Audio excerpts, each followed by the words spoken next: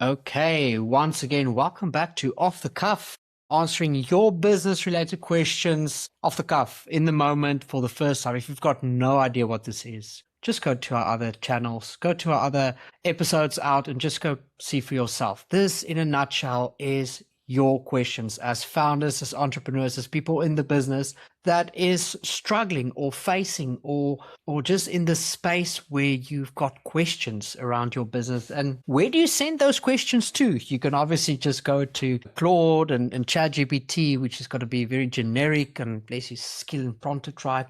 But you can also come to us. You can also come to this space, submit your questions. And from a business consultant point of view, we would love to help you guys. So looking at 12 questions today, going to give my best response to each single one of them. And just, off the cuff, give you the best answer for that. Some of these questions deserve longer answers and well thought better answers as well. Then usually we do that in our podcast, which is not yet mature. It's over on YouTube, over on Spotify, Apple. Go check that out if you're an entrepreneur. This journey is for you. This is to help you. Some of these questions might not be applicable to you now. It might be applicable to you later, or maybe a friend struggling with them. So why not support the journey by liking, following, and sharing? So here we go. Let's have a look at question number 1 today. It says, I found a shortcut that would let us skip a testing step and nobody would ever trace it back to me if something broke. Is it actually wrong if no one would know?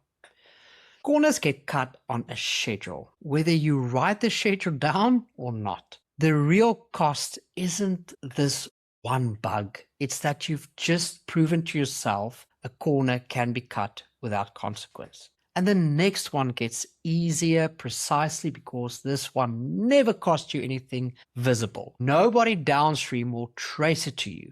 That's not relief. That's the actual price tag. The solution that I have for you is write the shortcut down before you take it. One line dated, somewhere your team can see it. Set a real date to close the gap, not when things calm down. Tell one person what you skipped, even though they'd never have found out on their own way. A decision that can't survive being said out loud usually can't survive being made either. The corner remembers your name every single time. So don't cut it. The second question I have in front of me is, I work remote and log my own hours. Nobody's checking. Does it actually matter if I round up a little? So there's a lot of integrity and kind of like conscious business questions that I see is coming in right now at this moment. And I think it's maybe a result of what was said in wisdom earlier on. I don't know if it's the same crowd. I don't check the responses, so just answer them. But remote work, first of all, if you were to ask my opinion on remote work, I'm 50-50 with it. I'm not always for it. I believe team culture needs to be relationally, physically connected to the furthest extent possible. But let me answer your question nevertheless. Nobody's checking your hours. That was never really the point of tracking them. The timesheet isn't a leash someone else holds. It's a record you're keeping for the version of you that has to trust its own numbers later in a bigger decision with real money on the line. Round it up now and you've taught yourself your own reporting bends under zero pressure. That habit doesn't stay small. Solution I would give you is log the actual time, not the flattering time. Treat the 10 minutes the same as the 10,000 Rand. If a task ran short, write down short. It's very useful data, not a confession. And if the system genuinely doesn't fit how you work, fix the system out loud instead of quietly beating it in private. Small honesty, no witnesses required. Question number 3. I caught an error in a report that only I know about, and quietly correcting it without saying anything feels like the responsible move, is it? Quietly fixing it is doing a lot of work in that sentence. Quiet has 2 different meanings and you're leaning on the flattering one. Quietly correcting a number can mean discretion. It can also mean you're hoping the correction erases the fact that anyone needed to make one. The real difference isn't in the fix. It's whether you still make it the same way if your name were attached to it out loudly. Fix the number and flag it to whoever relies on it, even briefly, one line, caught an error, correct it, here's the impact. If the impact is genuinely zero, say that too. What you're actually avoiding isn't the mistake, it's the sentence where you have to own it. Own the fix, not just the numbers. Question number 4 from 12 here today. My pipeline report to the board looks stronger than the deals actually are. A few likely ones are really just hopeful. Is that just how forecasting works, or am I lying? A forecast that only ever goes your way stopped being a forecast a while ago. The board isn't the one you're really deceiving here. You are. Every quarter, you round, hope up to likely. You lose a little more of your own read on the business. And the day you actually need an accurate number for hiring, for cash, for real call, you won't have one because you've spent months practicing not trusting it. Solution I'll bring to the table is split the report into 2 honest columns instead of one hopeful one. What's committed and what's still a maybe with a reason attached. Let maybe look weaker than what you want it to. Your credibility builds every quarter.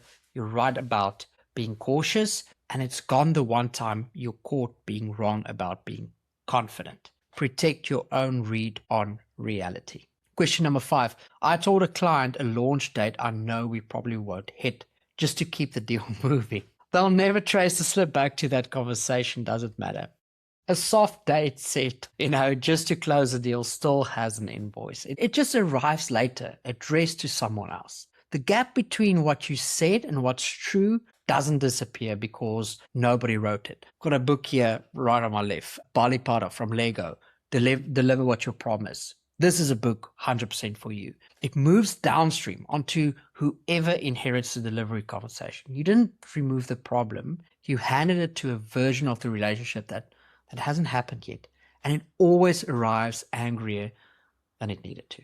Solution, give the honest range now, even the uncomfortable end of it, and let the deal move at the pace that's actually true. If you already know the date is soft, say so today. This is our target. Here's the risk. A client who signs on an honest timeline stays. One who signs on a fiction eventually finds out and remembers who told them. Sell the real date, not the easy one.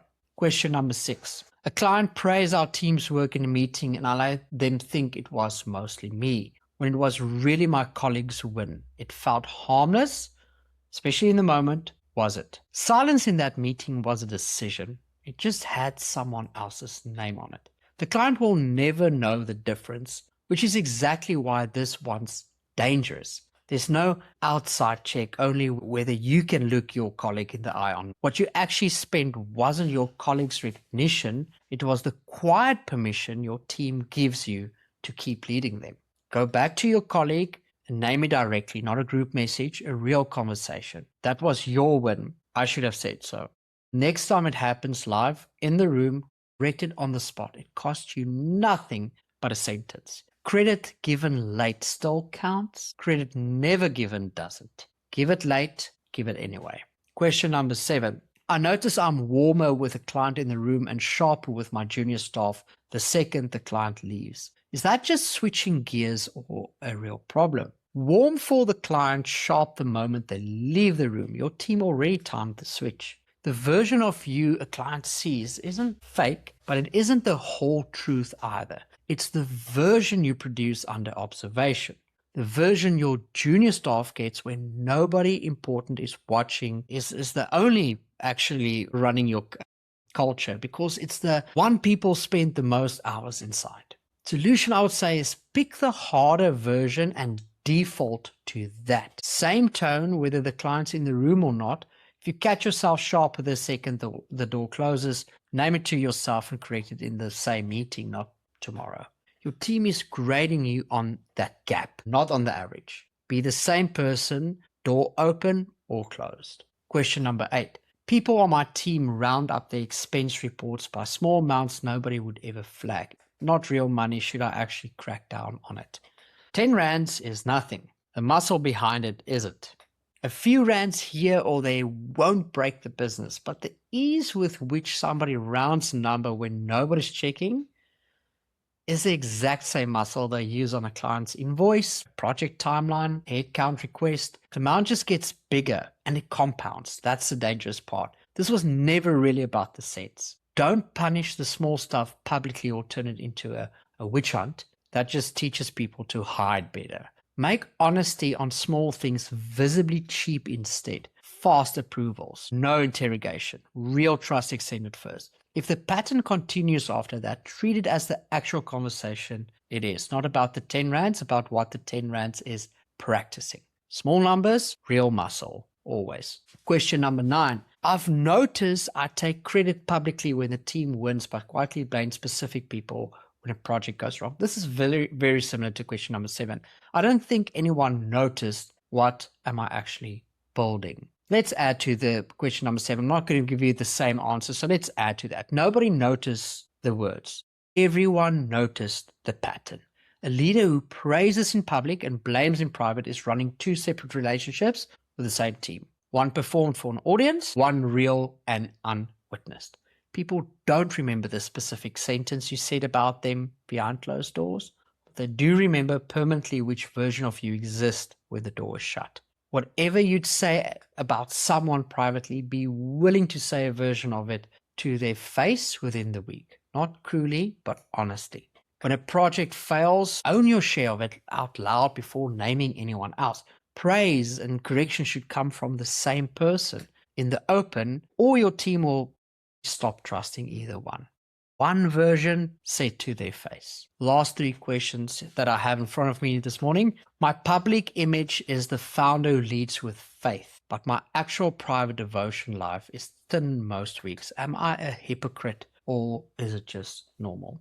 Your platform is a highlight reel. Highlight reels were never built to be checked against real footage. Nobody built the public version of you to lie. It grew because it's easier to post about faith than to sit quietly with it. And posting gets a response while sitting doesn't. Danger isn't that people find out, it's that you start believing the posted version is the real one and stop noticing the gap yourself. Protect one small unposted practice this week, a few quiet minutes, no audience, nothing you'll ever mention publicly. Let it exist purely because it's true, not because it's probable. If the private version and the public version keep drifting apart, that's the actual signal to slow down, not the follower count. Right? Faith with the lights off. The second last question is, I keep telling myself I'll be more generous once the numbers are stronger, but I also post about generosity being a value of mine. Is that contradiction that I should worry about? Posting about generosity is free, practicing it costs an actual number. The gap isn't that you're lying about the value, you probably mean it. The gap is that the public version costs you nothing and the private version costs you something specific. And only one of those is the real test. A value that only shows up in captions isn't a value yet. It's a preference with good branding. Pick a fixed, unglamorous amount you give now at today's numbers, whether or not it's ever mentioned anywhere. Let it be small enough to actually happen and consistent enough to become boring. The version of generosity nobody sees is the one that tells you the truth about what you actually value. Give where it won't be seen. Last question. I say generous things about competitors and colleagues in public, but the group chat with my inner circle gets a lot less generous. Does that private version count as who I really am? The public compliment and the group chat can't both be true. One of them is the lie. You'll never get caught. That's exactly why this one matters more, not less. Nobody's grading the group chat, but character was never about the version with an audience. It's whichever version you'll still be willing to have overheard, and most of us already know which one that isn't. Before you send the private version, ask one question. Would I still send this if they were in the group? If the answer is no, don't send it. Say something true and smaller instead, or say nothing at all. Practice the discipline where it's cheapest in the chat nobody else will ever read. The version nobody reads is actually the real version. Thank you for joining Off the Cuff this morning. Remember to keep your submissions coming in. Send your questions, DM us, email us. We'd love to connect. We'd love to chat. Please join our socials, join our newsletter. We'd love to get the word out. We'd love to stimulate the entrepreneurial mind, speak into the lives, because we believe the entrepreneur has got the calling to create. Thank you so much for being here.